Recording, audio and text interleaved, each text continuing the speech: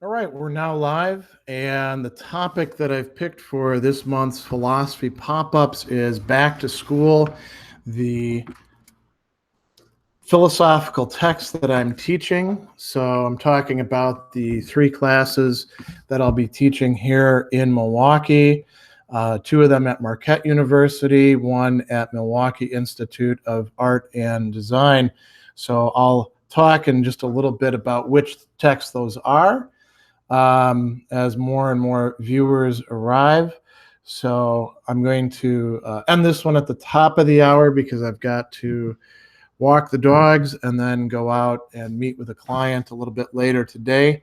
But I think we'll have plenty of time to talk about what texts I'm teaching and why I picked those texts in particular for the classes I'm teaching. So let me tell you first about what classes I've got lined up. So I'm teaching for Marquette University, who I taught for last fall as well. Then I was teaching ethics. This time I was slated to teach two sections of their new Foundations in Philosophy. They've changed their core curriculum. They got rid of the required ethics class for incoming students and sort of consolidated that into this foundations class, which you could think of as essentially like an intro to philosophy class with a few other things added in and designed by committee. So, you know how things are when they go through committee. There's a lot of compromises and a lot of things that we have to do. I actually have to go tomorrow to a meeting where they'll tell us how we're supposed to teach it or something along those lines. And we had to fill out a checklist, and your syllabus had to have these things in it and those things in it. So it was quite an interesting exercise. But I've got the syllabus ready for it. I've got the readings picked out. They're mostly loaded into the course management system. So that is all taken care of. Yeah, and then what else? I'm teaching business ethics for Marquette as well, and business ethics is going to be primarily for students who've already had ethics, so I can presume that they actually have quite a good background in the material, and we can like go on to applied issues and a bit of review and things along those lines. And then I'm teaching this philosophies of human nature for MIAD, the Milwaukee Institute of Art and Design. And that is a different school. So Marquette is, a major research university that educates a lot of undergraduates, and that's what I'll be helping with there. MIAD is a professional school. It is the school of art and design here in Milwaukee. It actually has a nationwide reputation.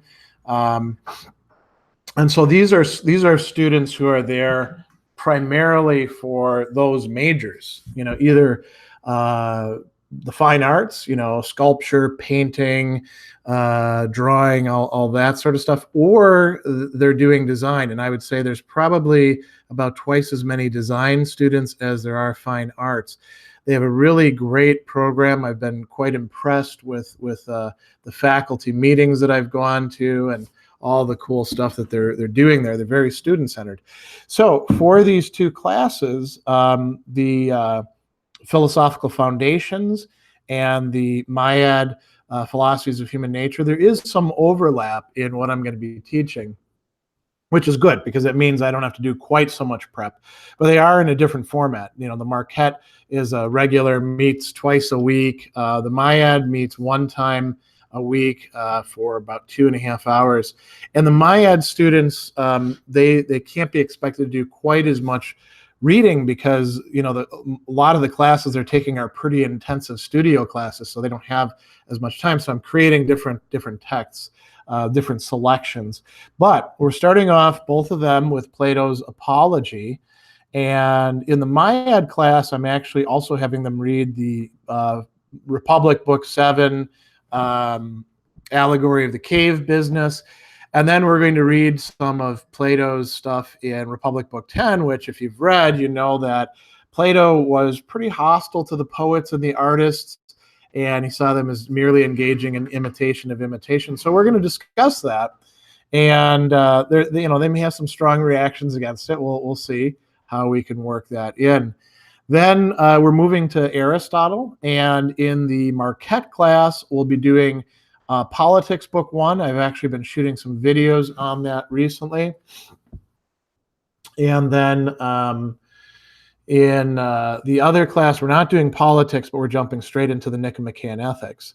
And we're going to do more of the Nicomachean Ethics in the Marquette class, the Foundations class, than in the Miad class. We're just spending 1 week on Aristotle in the Miad class, but about 2 weeks in the Marquette class. Then in both classes, we are doing some Cicero. And the reason why we're doing Cicero is so that we get Epicurean and Stoic perspectives. So we're looking at one of his works that has very good representation of both of them. On the ends, sometimes translated as on moral ends.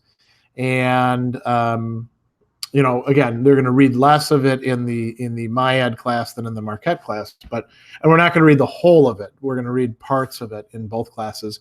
And then we're going to read an even bigger book. We're going to read Augustine's City of God, but we're only reading stuff from books 5, 11, and 19. And a lot of that has to do with these issues that have been brought up already in terms of like the virtues and human nature. But Augustine makes this argument that the virtues of the pagans are splendid vices. So we're gonna look at that and some issues about free will and some issues about creation and time and eternity. And then we're jumping way forward. We're going all the way to Descartes. Oh, actually, I do have to point out before we do that in the Marquette Foundations class, we're delving very briefly into some Chinese philosophy. We're going to look at the Tao Te Ching and the Confucian Analects, and if time permits, the Book of Filial Piety. There is a non-Western component requirement for that class, so I picked some Chinese philosophy. I thought that would be a nice counterpoint. In the Miad class, we're not doing that. So in both classes, then we're jumping to René Descartes and the Discourse on Method. I toyed with the idea of doing the meditations, but I thought it's a little bit longer. There's a bit more involved there, and I do want to get through a lot of different perspectives over the course of the semester. So discourse is pretty good. And the discourse also has some cool speculations about what makes us human as opposed to animals or machines. Then, again, in both classes, we're doing Thomas Hobbes. I think I should actually check the syllabus. I know we're doing Thomas. Yeah, we are doing Thomas Hobbes in both classes. And then in the Foundations class, who are we doing next? I think we're doing Rousseau in that. We are doing Rousseau definitely in the other class, the Miad class. Let me just check here very quickly. Sometimes I get them a little bit mixed up. Yeah, and so we're going to do Rousseau. We're also going to do Mary Wollstonecraft, somebody who I've taught a number of times and really enjoy. And the students, once they get past the vocabulary, they often tend to enjoy it quite a bit. Here we go. Here's my syllabus. Who else do we have in there? We're not doing Rousseau for the Marquette class. We are doing that for the Miad class. We'll be doing Rousseau's Discourse on the Origin of Inequality. And then in the Marquette class, we're doing Søren Kierkegaard's Fear and Trembling, which we won't be doing in the Miad class. There is a little bit of overlap in the Marquette class. Then we're doing some more existentialist stuff with Sartre's Existentialism as a Humanism, nice short piece. Picking back up with some existentialist and feminist views with Simone de Beauvoir's The Second Sex. And then we're finishing up with Eichmann in Jerusalem by Hannah Arendt. And we're doing quite a few of those in the Miad class as well. But the Miad class is also including some other stuff that I think the students are really going to find interesting. We're going to be reading Rilke's Letters to a Young Poet. And that's going to represent some of the existentialist stuff. I think that could be quite useful for them since they are artists. And I think the stuff about solitude should be particularly interesting for them as well. In the MyEd class, we're also reading Marx's Alienated Labor, maybe a little bit of other stuff, the stuff about wages, and then we're reading the Communist Manifesto. And the other thing that we're reading that I haven't taught before, but I've been interested in for quite a while, is a book that many of you probably don't know about.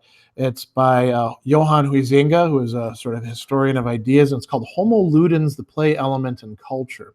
So I thought, again, for artists, that could be quite useful to go into. So that's a lot of talk about what we're doing in the classes. Let me look at some of the questions that people have been asking. The greeter, any tips on how new students should approach philosophical texts concerning annotations, etc.? One of the things that I actually do provide my students with is a video that I shot years and years ago when I was teaching face-to-face for Marist, how to read a philosophical text. And there is no recipe for it. There's multiple approaches that a person can take. But, here's the one thing you can definitely say. Every philosophical text, don't expect to fully understand everything that you're reading the first time through. So you don't stop until you've figured out exactly what's happening in this chapter. You keep on moving through, and then you can start going back and reading it more closely. As a matter of fact, I would actually suggest the first time through not taking notes on it, just reading it through and seeing what you make of it. If you come out and you're like, man, I don't understand a single ththing I read in here, that's probably a problem. But if you've understood some things, you can build off of that. Annotations, that's up to the student. Some people like to take lots of notes in their books. I don't. I underline sometimes, and I may write a few words. I used to write longer passages until I realized I probably wasn't going to go back and read them and take account of them. So, but if you're doing that, that's fine. And, you should probably expect not to sell your books back if you're taking a philosophy class, because if the instructor's good and they've picked out, decent selections, these are books you want to keep for a while. Daniel asks, how do you broach the topic of explaining your YouTube channel and online presence to your students? How do they typically react when they found about your e-fame? Well, like I say, there's famous, and then there's YouTube famous, sort of its little brother, right? I tell them right at the start, and it's in. So I create these course shells, you could call them. I use the course management system to create a pretty extensive course website, and the website will probably have videos in it. If I'm teaching an online class, I'm using my own videos. If I'm teaching a face-to-face class, I use videos as resources. And sometimes I actually do lecture capture, where I video record class sessions and then upload them into the learning management system. Sort of like what I did with Marist with the YouTube, but just for those students right there. And I tell them about that at the start, especially if there's going to be a camera. They want to know what the hell that's for, and they like having the stuff recorded because it's useful for them. And then I'll have a page where I talk about what it is that I do, and I'll usually have a link to the YouTube channel there. Some of my students already know about my YouTube channel by the time that they come in, and that may, in fact, depending on the place, be one of the reasons why they may have signed up for my classes.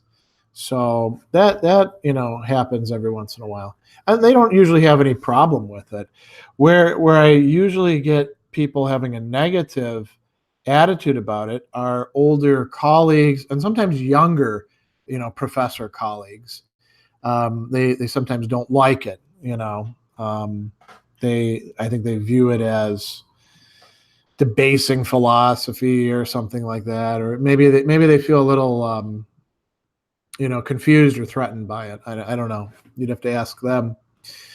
Dr. Phil, have you ever read Thomas Brown? Any thoughts? If I have, I don't remember reading him. So could be something that I read back in college, but I don't remember.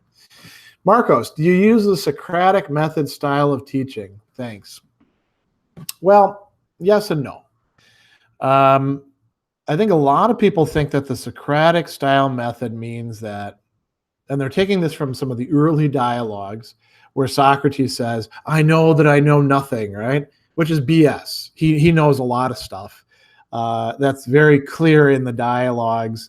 You just got to sort of read between the lines, and you see that he knows all sorts of things. And quite often the knowing what he doesn't know doesn't mean that he doesn't know anything. But the notion of question and answer, right? Asking pointed questions to try to evoke something from the student, that was Socratic. Now, Socrates usually tried to get the student to go somewhere. And in many of the dialogues, that is what happens. So Socratic questioning, strictly speaking, doesn't mean just asking open-ended questions and not supplying any viewpoints of your own or assumptions of your own. But I think a lot of people do that. And I always find that a little bit pretentious, and, you know, it's kind of a dead end. If you don't actually have any commitments, to start with, there's not much that you can build upon, I think. And that's a bit of a problem. So, yeah, I mean, I do use a lot of back and forth dialogue and dialectic. We use a lot of examples. That was something else that Socrates was very fond of. And we try to work our way towards some sort of better understanding of things. Now, I'm not a big trying to attain a definition kind of guy, but other people, I think, view that as part of the Socratic thing. All right, Daniel has another one. What's the first day like in one of your classes? Do you have a typical spiel you give your students on the first day, or is it more dependent on the class? So there are some common elements. I mean, we go over the syllabus. I make my expectations and requirements clear to them. Inevitably, I'm answering some questions that they have about assignments. Another thing you can say is half the students aren't listening when you're doing that, because they'll ask you the same questions later on. And we talk about the discipline of philosophy, and I do, in fact, have to give a pep talk to many of my students because they haven't had any philosophy prior to that. And they often come in quite anxious and intimidated by being in a philosophy class. And they think it's going to be very difficult and very abstract, and that they're going to have a hard time with it, and that they may not be up to understanding it. So I do give them a pep talk, and the pep talk is more or less along the lines of, every one of you can, in fact, study Plato or Aristotle or Cicero or, Hannah Arendt or whoever. You may not get every single thing that's going on in the text, but that's okay, because even us experts don't get everything out of the text. And, what you have to do is be willing to put in the work. I will provide you with helpful resources. We will have these class sessions to try to work through some of these matters. And then, then we do get into some things specific to the particular class. So if it's an ethics class, we're going to talk about what's the nature of ethics, right? In the philosophies of human nature class, we're going to talk about, this notion of human nature and what it could possibly mean. And if I'm teaching a particular batch of students, like with the MyEd students, professional students, it's up to me to make the connection to the disciplines that they are there to study, their majors. So we also, do some back and forth about what the nature of their discipline is and how philosophy could enter into it there, what it might have to say. And so that's important as well. All right. A lot of questions already. Here's a good question from Zach Anderson. Where would you recommend starting with Eastern philosophy? Start by not calling it Eastern philosophy. Start by realizing that there's a Chinese sort of culture tradition, and an Indian culture tradition that developed independently of each other, and that each one of them is incredibly rich. There are connections between them, particularly, once Buddhism crosses the Himalayas, but they really are, each of them is distinct from each other as each of them is from, say, Western philosophy, right?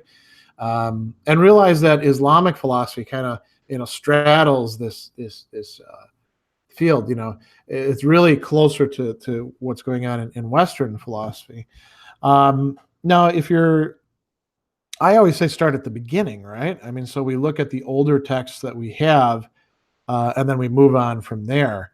I guess, with Chinese philosophy, if you want to say that there's like a Socratic moment in it, meaning that there's like a guy who you would start with, you're really kind of stuck with two, Lao Tzu and Confucius. And we don't really know whether Lao Tzu wrote the Tao Te Ching or not, but we're going to say that he did, right?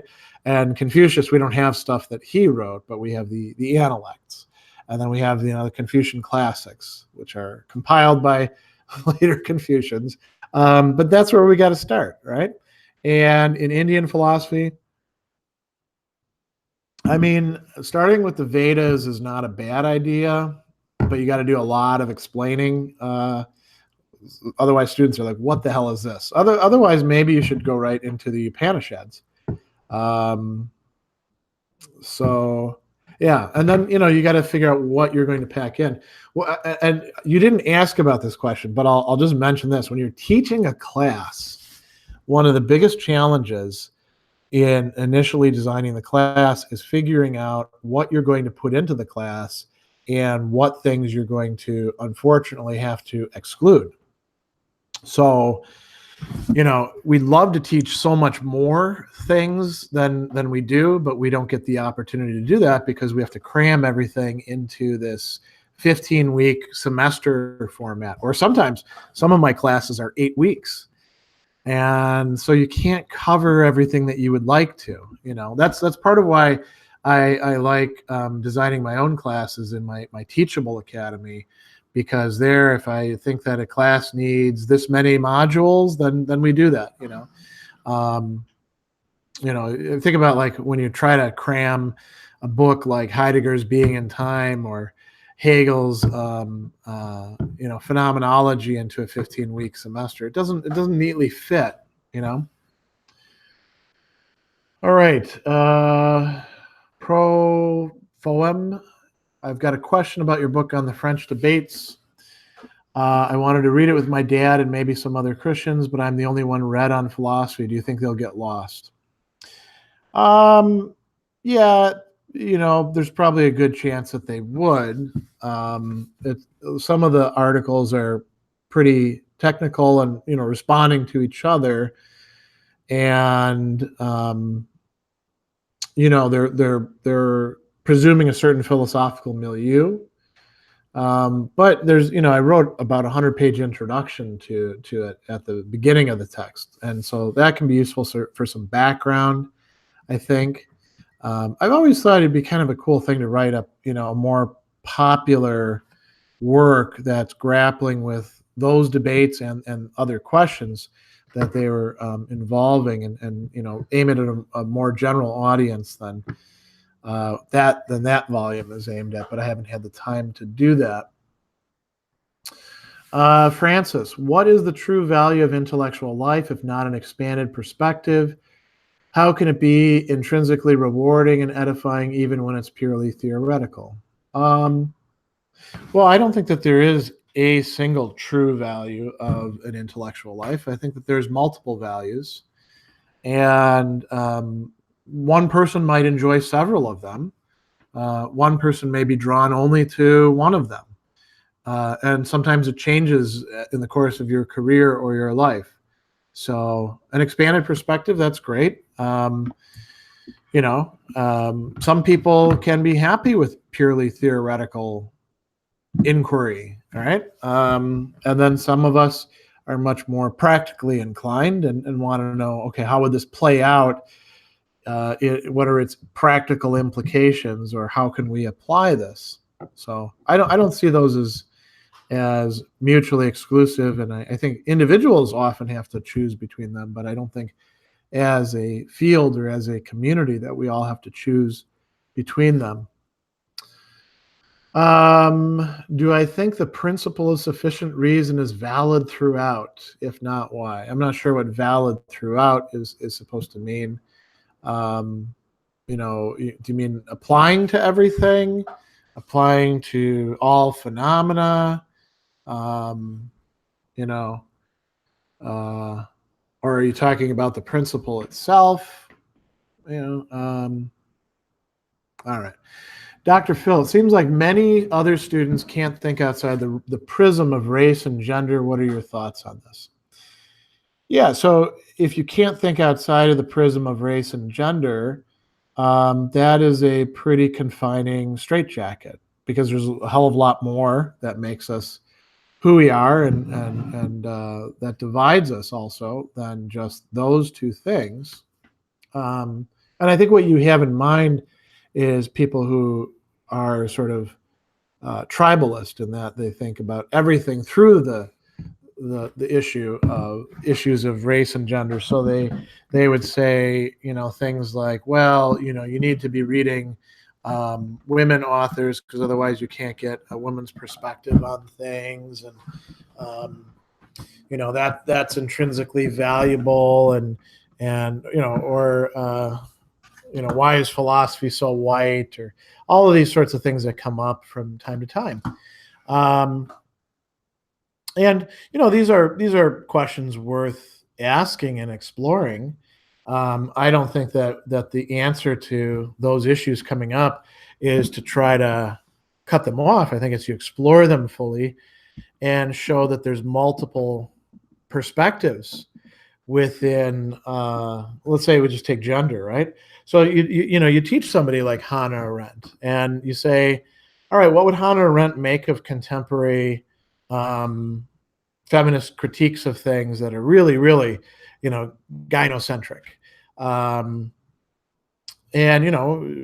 Arendt was somebody who was very conscious of, like, Aristotle's boneheaded comments about women, but Arendt was, a brilliant thinker.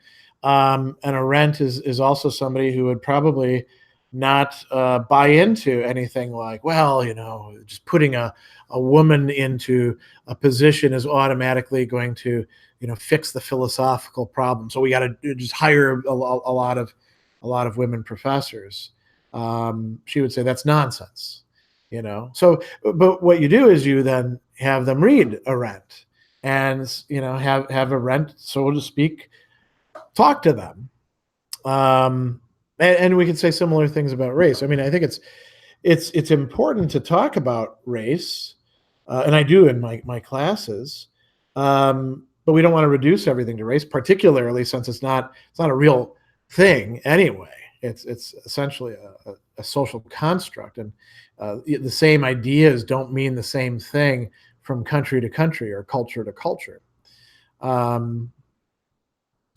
That said, too, there are people doing that in terms of, people who laud the Western tradition or things like that, and they do so essentially in the name of a white nationalism that would be denounced by many of the people who they're highlighting. I mean, Cicero would take just a few looks, or Aristotle would take a few looks at the people who put them up on a pedestal and talk about that as being, white culture, and say, sorry, buddy, I'm not getting on your train, and there's so much more. So, I mean, we do get a good bit of that coming from different sides.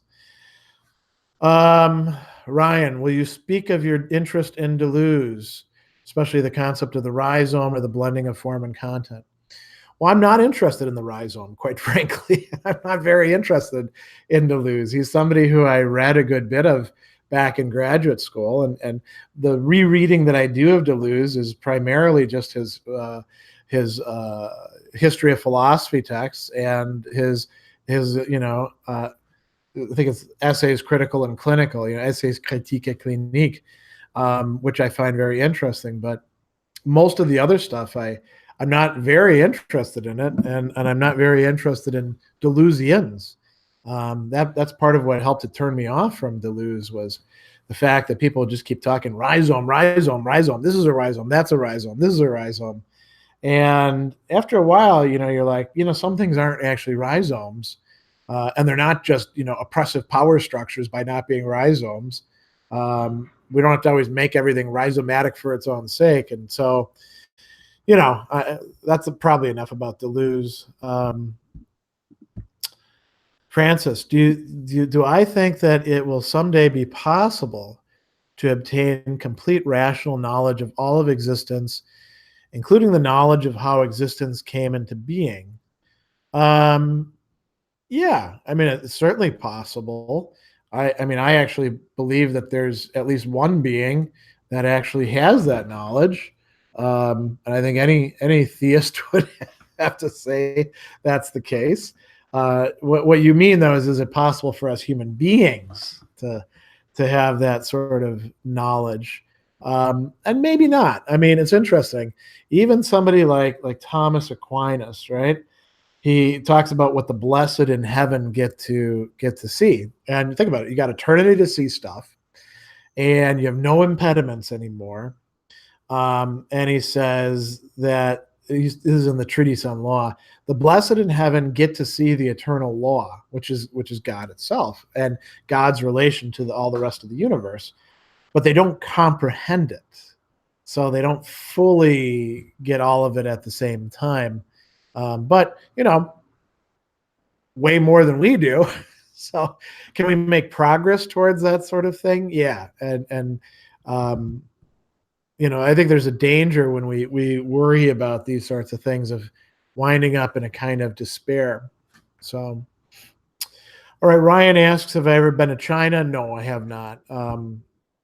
As a matter of fact, I've only been in the United States, Canada, and a few countries in Europe. I have never been to South America. I've never been to Africa. I've never been to Asia. Never been to Australia. Haven't been to a lot of places. Ryan, as a follow-up, what do I make of China, even if I've not been there? I'm considering a graduate program in philosophy there. Well, I mean, that could be good. It certainly is a smart career move because China is going to be incredibly important geopolitically for the rest of our existence, unless there's some really dramatic change of affairs. That's part of why I decided in teaching the non-Western philosophy to focus on a little bit of Chinese philosophy, because I think it's good to have like a little bit of cultural background in that sort of stuff. I actually did include in the earlier version of the syllabus the Hanfeizi, so a little bit of the legalist tradition, but I had to drop it out. That triage that we have to do. I would say, if you're going to go into a graduate program in China, there are some practical considerations. Make sure you've got your visas and stuff like that done way ahead of time, especially, I mean, I don't know if you're here in the States, but Trump keeps stirring up kind of hornet nests with the Chinese. So you want to make sure you've got everything approved a long time in advance. And, expect to deal with, especially if you're in like a major city, incredible levels of pollution that, like, I know I probably would not be able to handle the levels of pollution, talking with people who've been in China, and just like the toll it takes on your lungs and stuff like that. So, would it be a great opportunity? Yeah, but you got to make sure you're up for it. Renew. What do I think Rousseau would think about the state of television shows and movie theaters today? Well, he'd probably think they're, not a hell of a lot better, but not a hell of a lot worse than they were 50 years ago. I think he'd think that all of that is kind of drivel, right? And people get very captivated with shows. The notion of sort of like fandom, people who would actually care about what happened in this episode and then like go to a convention and ask the creator about it, about continuities and things like that. I think Rousseau would say that's an example of like people getting really worked up about the wrong things in civilization. But I mean, Rousseau, he's a let's get back to nature, at least get back to savagery kind of person, or let's move ahead into some sort of social contract and general will. I don't think that he would see contemporary television as particularly helpful for that. Proholm, you read many atheist philosophers, Nietzsche and Heidegger. You are religious. How does this influence your faith? Well, I mean, here's the thing. I don't read them as atheists because I also don't read theists as theists. I'm interested in the ideas that they have and what they bring to the table. And there's quite frankly a lot of theists who I think are just a waste of time, and I wouldn't bother reading. And there's plenty of atheists or agnostics, for that matter, or members of other religions who I think are very interesting and have things to say. And I'm not, the only person along those lines. Think about, again, Thomas Aquinas. He would try to incorporate everybody he could. That's the old dialectical method that Aristotle produced. And I think that that's what you do as a philosopher. Does Nietzsche have stuff to say that's useful for, say, a Christian perspective, like the stuff about ressentiment? Max Scheler certainly thought so. That's why he wrote a whole book called Ressentiment. And there he said, well, Nietzsche got this part right, and this is a great insight, and then he went too far with this part. And so that's essentially what you do. All right. So Daniel has a question that I'm not going to try to answer. Why do I believe Jesus was literally resurrected from the dead? Historical support, philosophical argument. How would you convince someone of this if you were hypothetically interested in doing so? I wouldn't. I'm not an apologist, And I think that when it comes to most of the stuff that we end up believing in, it's rarely through some syllogistic philosophical argument or accumulation of data and facts. It's always through some interpretive lens. And a lot of that has to do with personal connections with other people and seeing, what living that mode of life actually does for them. And you can't, universalize from that. But I've long since quit worrying about being an apologist. I just worry about my own practice and how far away from where I would like to be I actually am. So, it's not much of an issue for me. Just jumped over a bunch of stuff. Let me scroll back up. Here we go. August says, do you have a mandatory non-major class? For example, my college had a mandatory ethics class. That was a problem because it was 400 level and necessary for graduation. So I don't personally have such a class, but the places that I teach sometimes do. So, I teach online from Marist College, and the class that I teach is required for the School of Professional Studies students. It's called Worldviews and Values, and it's basically an intro class. And Marquette's Foundations in Philosophy class is Foundations for Philosophy class is also essentially an intro class. Again, like I said, with a few bells and whistles thrown in. You're supposed to be teaching philosophical methodology in a thematic way, and you're supposed to emphasize different perspectives, but it really comes down to teaching an intro class. Ethics was required at Marquette, and it's no longer required for the incoming students, but it was required when I was teaching it. Who knows? Maybe they'll ask me to teach it again. And now the other class that I'm teaching, the business ethics, I don't know if that's actually required for a business major. I should probably check on that. Should be, if they're trying to claim it's a Jesuit school, right? but it may not be. And for the MyEd class, I'm teaching an elective. It is a humanities elective. They have to take it, 2 humanities electives, but nobody says which ones they have to take. So, these are what we call service classes. And service classes are good.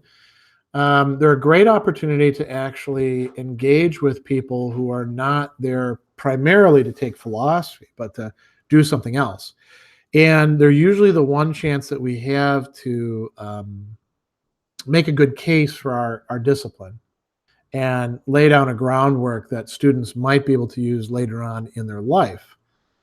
So for me, that's something I take very seriously. And I'll admit, I probably didn't take it as seriously at the start, but now I see how important that is. Yeah. Colleges should have mandatory philosophy classes, I think. And colleges that try to cut back on the core and humanities, I think, are doing a disservice to their students. I understand the motives that people have for doing so. It's usually because they don't understand why an ethics class is important themselves, or they think it's something you can sort of pick up on the fly. And I would say that it's important to have literature classes and history classes and other classes as well. But that's a tough sell. And here's the other thing I'll say. Once you shrink the core, once you no longer make a class required, you're never going to get it back into the books again. Not the way education is going these days. So you're better off holding the line, even if it's not an ideal line, than letting anything get phased out. All right, Dozix Massis. Thanks for all your videos. I'm trying to teach myself as I never went to college. As I get older and angrier, I realize I need something. Well, the videos can be useful for that. Remember, the videos are not a substitute for reading the texts. You really want to read and study these classic texts. You shouldn't just, watch a video or listen to a podcast. Sooner or later, you want to give yourself the opportunity to actually see what Plato had to say, or Augustine, or Hannah Arendt, or Nietzsche, or whoever it happens to be. Inglise, how to read a book properly, like the right way, not upside down. I mean, there's no one single proper way to read a book. It's way more complicated than that. Charan, how do Stoics see pride? Do they have pride in the way of how they are living? Well, that was certainly the verdict of people like, say, Pascal, right? And Augustine and Lactantius and all these other Christian thinkers. They did think the Stoics were prideful. I don't know that it would be so much about pride, but there's certainly a joy that you see the Stoics advocating in, like, attaining the measure of freedom and virtue that you do develop, right? Pride in the sense of like thinking that you're better than other people really wouldn't be very Stoic. And if you read, the classic Stoic authors, you'll see that they say, well, I'm not as good as so and so, or I'm not better than everybody else, Great. What are my opinions on Spinoza? Spinoza is interesting. He's not somebody who I'm particularly fascinated with, but I've taught him before, and I'll actually be working on some Spinoza with a client later this fall. And he's certainly worth reading. So, am I into poetry? This is Anime Girl. Yeah, I mean, that's why I'm teaching Rilke. But I have to admit, I don't read a lot of poetry. Unfortunately, I don't have that much time. And in order to read poetry well, you've got to actually set aside time so that you can think it through. Any favorite poets? Yeah, I mean, Homer. right? The dramatic poets. But I really am a big fan of Rilke. And I don't get much time to read other people. I used to read Donne, uh, some of these other people that, for me, poetry, if it's interesting, it's probably going to be because it's got some sort of metaphysical import, right? All right. What did I think in general? What do I think of philosophy in the mirror of nature? Oh, Rorty. That's okay. People were really wild about that book when it first came out, and now, oh yeah, we're not able to be naive realists, and Wittgenstein and Derrida and Dewey and Heidegger were doing similar projects. Okay, I mean, I think it's interesting. There's a lot of times there's books that are able to make a huge impact just because of how narrow the field is at that time, and I think that was the case for Rorty's work.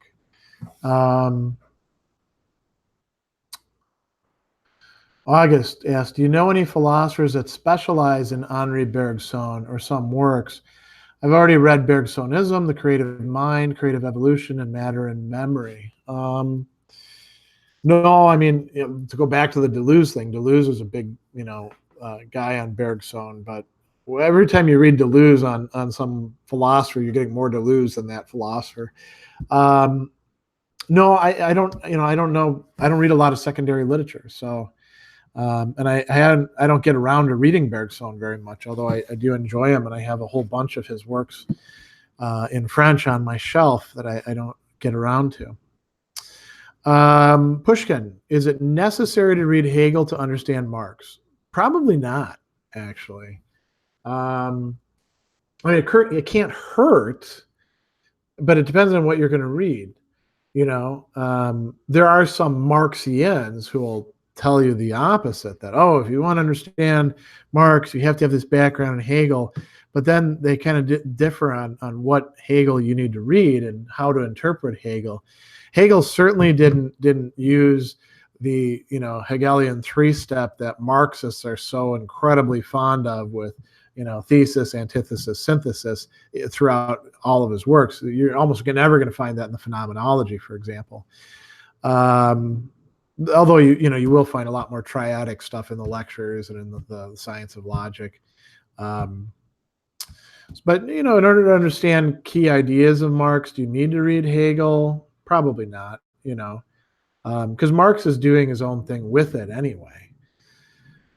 All right, King Oli, what is your opinion on this popular political philosophers like Harris, Peterson, or Molyneux?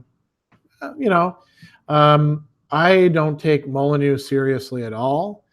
Harris and Peterson, I understand a lot of people like them. A lot of people like Molyneux too.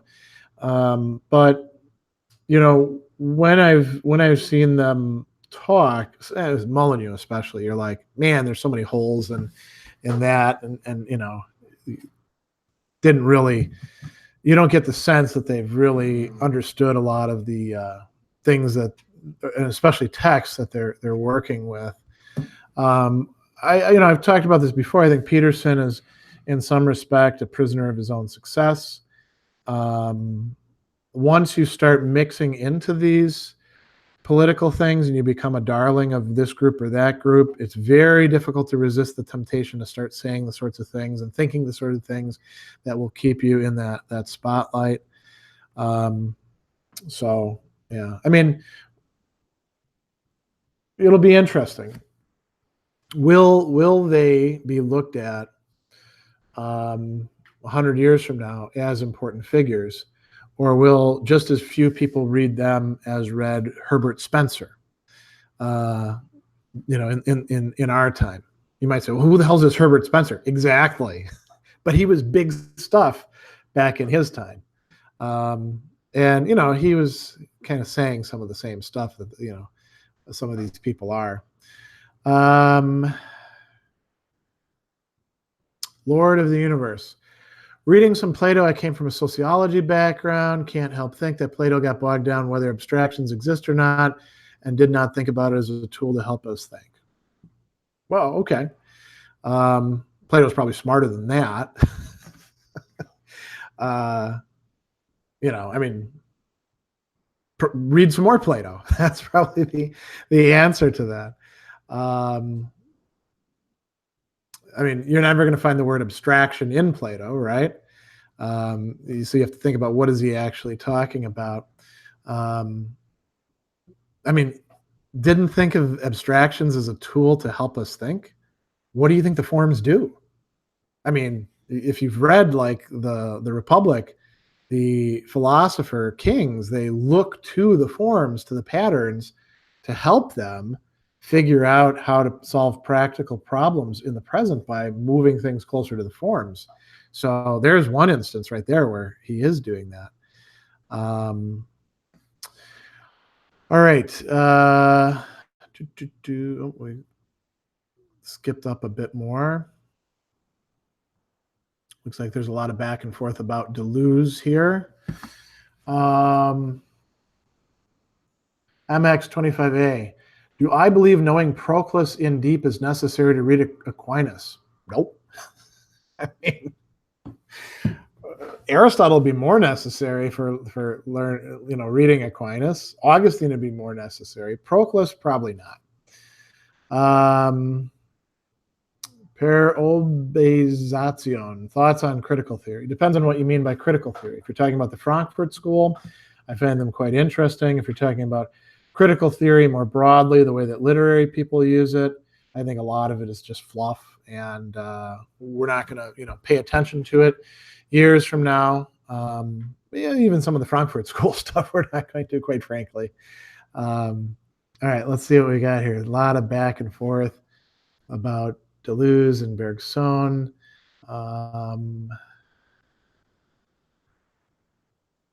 Okay. Robos 121. Thoughts about distributivism and Belloc and Chesterton in general. So I'm a huge fan of Chesterton. I like Chesterton's works. I find his when he's not just like playing with words and being paradoxical for its own sake, he actually shows a lot of insight. Distributivism, for those who don't know, is sort of like you could think of it as like a Catholic social theory, an economic theory that was being advocated by, some of the turn of the century Catholics. Every once in a while, you'll see people advocating it today. It's pretty much a non-starter. I don't think you're ever going to get the conditions for that to really happen, except you could do it locally. But I don't think, it's got almost no traction whatsoever outside of certain Catholic circles. So, I'm not even sure what to make of this one, Inglitza. Philosophy looks like it lost its scientific methods. Nowadays, philosophy is just a bunch of text, but I guess 100 years later, philosophy will gain its scientific methods because of political science. Maybe. I don't know. I don't think. Science is an equivocal term. It means a lot of different things in a lot of different contexts. It's an Abaka. I think of myself as an ethical eclectic, but I often don't know how to reconcile different schools of moral philosophy in real life. Do you have this problem sometime? How do you deal with it? That's a good question. So if you are an eclectic, then, there's a couple different ways to do it. You could try to synthesize these theories as wholes, and that's not going to work. The only way you can do that is by lying to yourself and telling yourself that they're all saying the same thing, which is not the case oftentimes. Another sort of extreme position would be like eclecticism, where you just like pick out a little bit of this and a little bit of this and a little bit of this. And the danger with that is you're really just doing what satisfies you. And so there's a tendency to pick the doctrines that you like the best, right?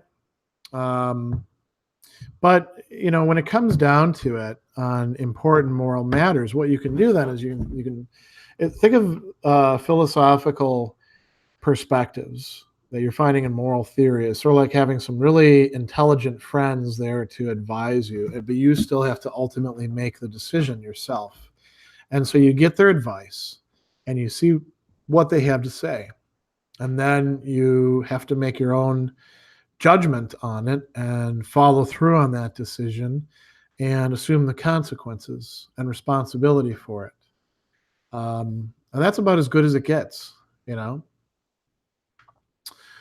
All right, I got about 4 minutes left before I got to go walk the dogs. Let's see what we got here. We got a bunch of different things. I don't know which ones I can effectively get to. Oh, here's a good one. Anonymous 97. Do you think the IQ test is a good tool to test human intelligence?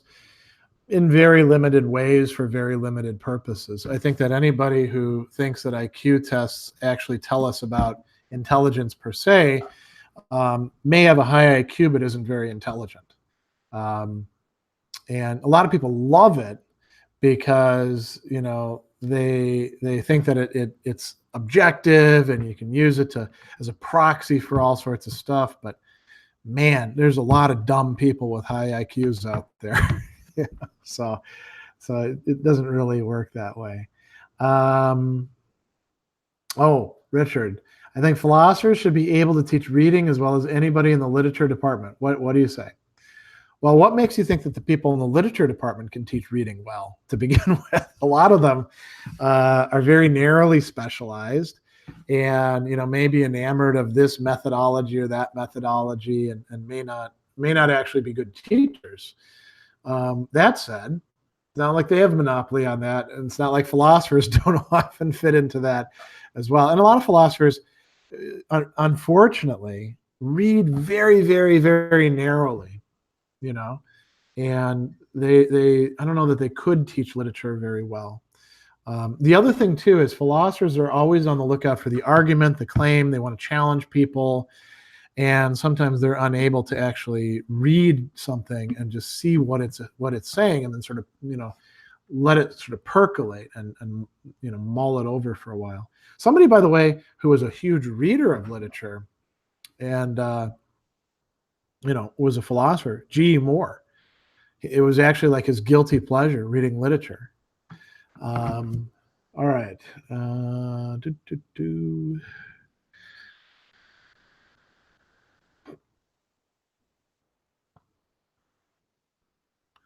Let's see what we got here. Let me see if I can go out on a bang with something.